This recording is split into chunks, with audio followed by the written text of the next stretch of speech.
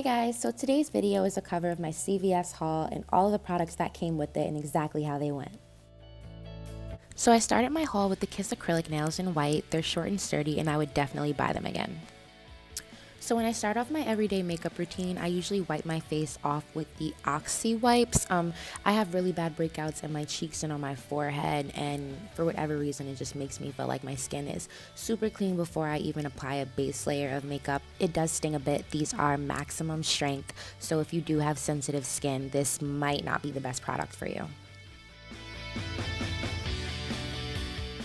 So after that, I tone with Thayer's Witch Hazel and Cucumber Mist. It's a really cooling mist. I found that over time it has helped tone my skin. It smells really good and it's like really relaxing or whatever. So I usually just dry it off by like waving my hands over my face until I feel that it's all in there. So let's get into this CVS haul. I decided to mainly try out products from the Creme shop because I had never heard of it before and I honestly love the packaging. So I started off with their Prime. As you can see, it's about Prime. The packaging itself is green, which had made me a little bit hesitant because I'm like, okay, well, what is this gonna look like? What's the consistency? I've never used their products before and I don't necessarily love primer. My skin is very oily and most primers don't hold true to their description, but this was the truth. It is super thick. You only need a little bit of it.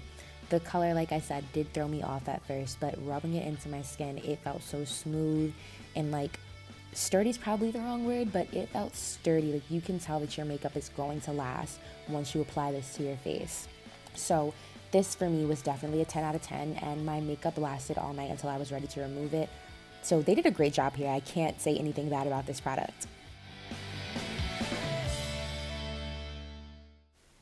I did take forever and a half to rub this in, not because it's a bad product, but simply because I initially put on way too much thinking that it was going to be cheap.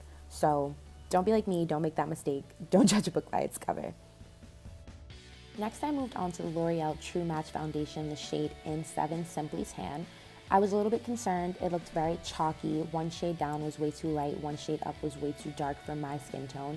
And for those of us who experience discoloration or who have facial birthmarks, we already know it's very hard to find a drugstore brand that gets it right the first time around. So I can definitely say shout out to L'Oreal for expanding their color options and being more inclusive because it makes shopping for drugstore makeup 10 times easier. I absolutely love the coloring of this and how it really just blended well with my skin. The consistency of it was amazing. I was a little bit concerned at first, but it was really no problem. It blends out really well. It looks oily at first, but by the time I was finished with my makeup, the shine itself was gone, and it gave me like a perfect little matte look that I definitely appreciated. Someone had asked me if I prefer my brushes in terms of applying foundation over sponges or beauty blenders, and I have to say 110%. I just like the way they blend it out, and it just looks seamless to me, so I always choose a brush. Next, I go in with my Master Chrome Color Corrector. As I stated before in my previous video, I like to color correct over my foundation. It just makes me feel like I have a little bit better coverage. The scar on my cheek is from acne medicine. It is very hard to cover up no matter how many layers of foundation I put on, so I definitely feel like putting the color corrector over my foundation helps a whole lot. This Master Chrome Color Corrector is honestly one of my faves just because you can twist the knob and apply as much as you feel like you need without it being too much or anything like that, and it blends amazingly. I just use a regular flathead brush and just dab it in and keep going until I feel like it has enough coverage. Sometimes I might apply a little bit more or a little bit less. It just depends on the day or how well my foundation had already covered up whatever scar I was trying to cover. I went back in with the True Match Foundation just to give it a little bit extra coverage in certain spots. As you can see, that scar on my cheek is very hard to cover, so after a while I kind of just give up. It's relentless. But otherwise, in terms of any other coloration I was trying to get rid of, after you apply the Master Chrome product and you add a little bit of your foundation, you're set. It looked a little streaky to me, so I just went back in with my regular old foundation brush and brushed it out just a little bit. Just to give it a smoother finish and make me feel like everything looks set. Next, I went in with the Creme Shop Cover Story Concealer in the shade Medium. The shade Tan looked to be just a little bit darker than my skin tone, and the dark was way too dark, so I assumed that the medium would work perfectly. However, once I got it out of the packaging and I opened it up, I can definitely say that the color was way lighter than I had expected and threw me off to the point of just not even wanting to wear it, but you have to give everything a fair shot.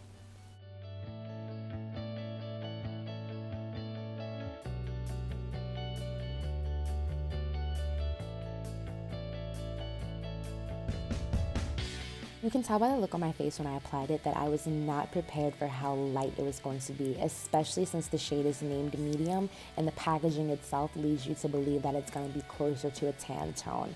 I wasn't really sure if it was going to blend out, especially because this product is thick. All of their products seem to be thick in consistency, not cakey or uncomfortably thick, but just a lasting consistency, if that makes any kind of sense. I was extremely worried when I first started blending it out with my beauty blender though, for the simple fact that it seemed to stay that white color and I wasn't sure how well it was gonna blend in with my True Match foundation. But bright side, it blended amazingly and it lasted all night. So 10 out of 10, I would also recommend this product. You might have to go a shade up if you're uncomfortable with the look or just don't feel like it's gonna blend well enough for you. But as far as concealers go, this is one of the better ones that I've ever gotten from a drugstore in comparison to something like LA Pro Girl.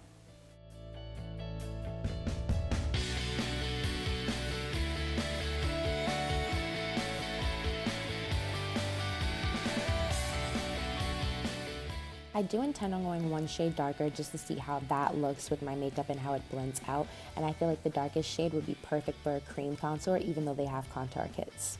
As always, after my concealer, I bake with the Air Spun Translucent Powder. I simply just use one side of my beauty blender, tap it on top of the sponge that they already give you, and apply it straight to where I put my concealer at. I personally like to do a thicker layer. It just makes me feel like it's gonna last longer, even if that's not true, and nobody has to burst my bubble. It's just a personal preference. I also go back and bake any areas that usually get super oily throughout the day, which for me is mainly my T-zone and right at the bottom of my chin, and kind of just let it chill there on top of my foundation.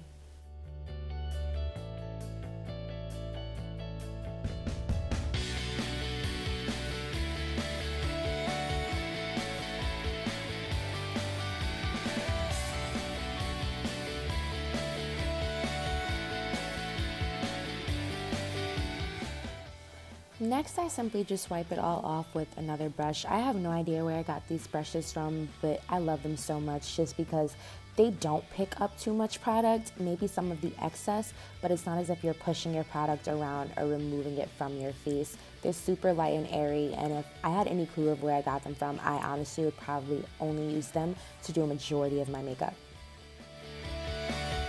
Even from this little snippet, I can definitely say the CVS haul was so far a success because I had such a full finish, full coverage look that you usually don't get, and was very appreciative. Next, I started with my conceal stick, just a regular Wet n Wild stick in the shade Cocoa. I applied it to right under my cheekbones, which is where I always love to contour, and I also applied it to the base of my chin just to give my face a little bit more depth.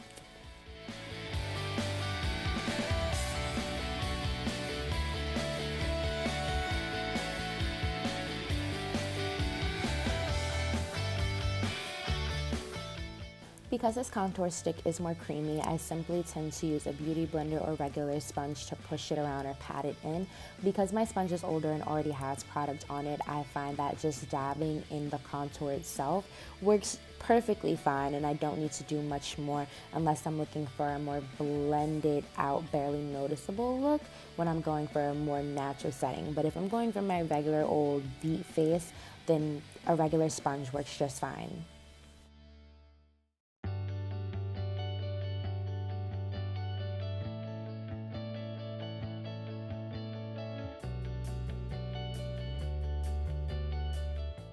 When blending the product under my cheekbone, I always use the tip of the beauty blender. I find that it kind of solidifies the spot of where I want the contour just a little bit better before I dab it in. It's just a personal preference, but I also find that it has worked really well. My cheekbones are prominent in my face and very noticeable, so if my contour isn't blended out properly, you can definitely see the demarcation. It wasn't blending the way I wanted it to in the lighting, so I just went back over it with my brush and found that it gave me the exact look that I was going for.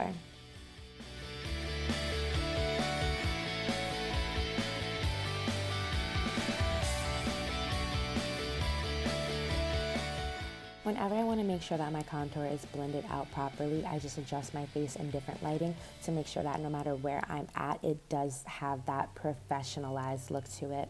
I went and took my regular old foundation stick in the contour again and did my nose. This is harder for me because I have a arch in my nose that is very visible no matter what. So when I contour my nose, I have to make sure that I'm not emphasizing the bump itself, and that it's also blended well enough so that from the side you can't see that line of the darker foundation against the lighter part. I always blend down to the very tip of my nose on both sides, making sure that the lines are straight so that the contour looks perfect and so that your nose looks straight in pictures. When you contour, you're giving your nose a new shape essentially, so you want to make sure that everything looks straight.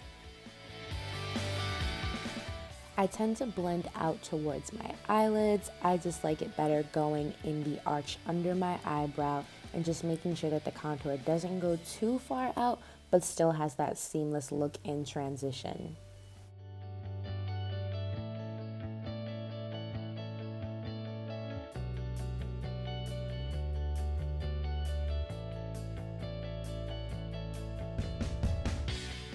Next, I went back in with the Cover Story concealer and applied it to the tip of my nose. It was, like I said, extremely light, so I tried to be as careful as possible not to use too much. Their products are thick, like I stated, so you really don't need more than a small dab. I used my finger just because I felt like I would have a little bit more control over how it spread, and I definitely did. Like I said, I was wiping off some of the excess products onto the back of my hand because you truly only need a dab.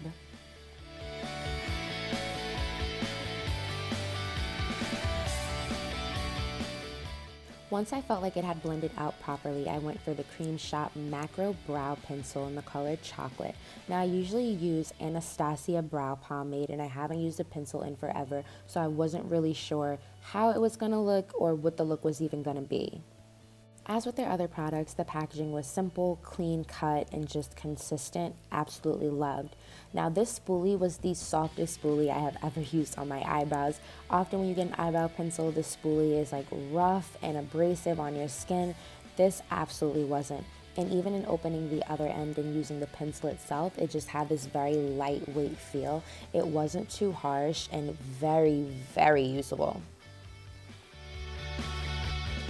Ease of use allowed me to control how light or dark I wanted my eyebrows to be, which is definitely one of those things that you want in an eyebrow pencil.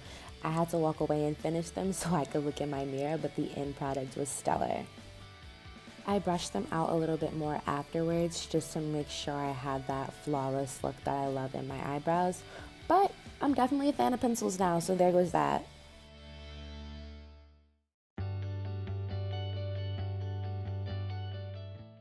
Next, I went for my Max Volume Mascara. I hadn't bought a new one in forever. I wasn't expecting to be wowed by the difference between a new mascara and an old one, but I can honestly say it kind of took my breath away. I love the packaging of this. It's just bright and vibrant, and when I actually applied it, I was like kind of in shocked by the difference. The smell of mascara is horrible if you've ever stopped to smell it, and I don't know what made me do that, but this product is a 10 out of 10 for me always. I love a good mascara. I know so many people do, and I would definitely recommend this one as one of the cheaper ones that's just good to have in your arsenal.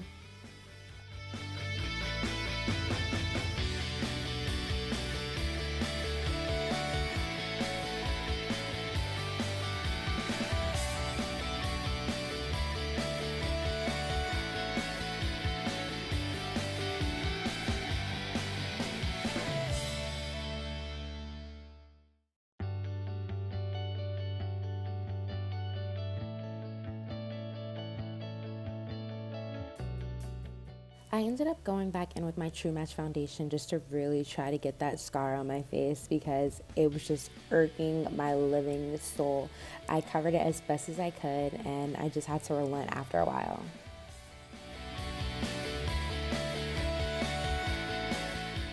Next was the best product in the entire CVS haul. It was the Cream Shop Brightest Crayon in the Box Highlight. This is the color Pinky Pop. Look at this. As soon as you apply it, you see it. I honestly was floored and amazed. Like, it's a pink highlight, which I've never used before, so I wasn't exactly sure what that was gonna look like, but I absolutely fell in love and would super recommend this product to anybody who is looking for something bright and vibrant. I followed that by trying the color Intergalactic on my cheeks. This was a purple highlight. I wasn't sure about this either, especially because purple seems so off in terms of the highlight on my skin tone, but I was floored. Like, I know I keep saying that their products are amazing, but it's honestly only because they are so great. As soon as you apply it, you're taken aback. That's all I can say. Like, the look on my face is one of honesty. It was literally blinding the camera. I can't even stop bragging about this product. Like, I'm gonna wear this highlight till it's no more. I had to blend it out because it looked like a comet was shooting across my face, but it did not take away from how bright it was, no matter the amount that I used. The consistency of this product is amazing. It doesn't take much to apply to your face, which is great because we all know when you apply products on top of products, sometimes it gets pushed around, but I have yet to have this problem with any of the products that I got in this haul, so that's always a bonus. Next, I tried their Get In Line Felt Tip Liner. I don't like eyeliner on my face, so I tend to buy these to do freckles, and it truly was so pigmented, even just from tapping it on my face, and gave me the exact look that I was going for. It is waterproof. I had drew a few dots on my hand and they did not go anywhere throughout the day, even when I washed my hands several times. Something I would definitely recommend if you're looking for something to do even the smallest details, or if you do want a long-lasting waterproof liner. When I do my freckles, I tend to apply pressure in different points to change the width of the actual dots, and I try to spread them out on my cheeks because you don't want them too condensed and giving that fake look, even though they are fake. But for the more natural feel, you're gonna wanna spread them out around your upper cheek area or wherever exactly you feel like placing them.